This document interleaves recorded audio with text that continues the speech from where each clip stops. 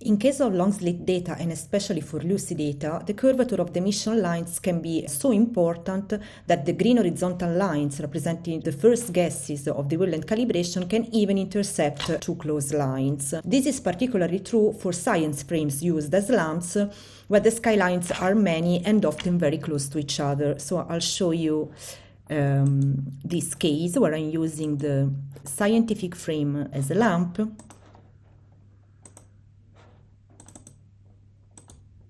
And flat.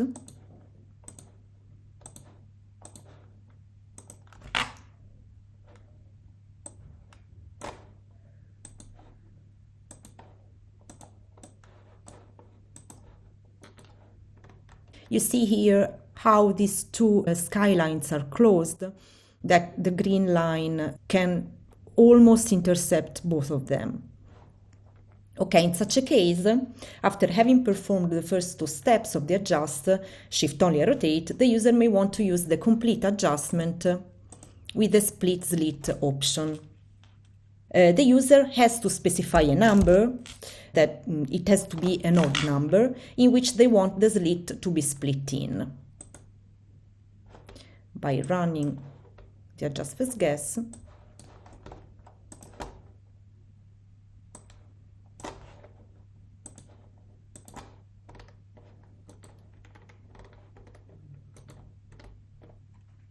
okay, you see that now the horizontal green line is segmented in 5 parts, and they can be moved independently.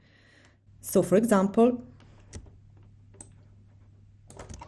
I can select this group of lines and move them,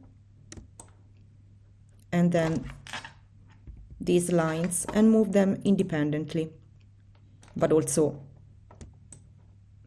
a single line, for example. I recompute the first guesses,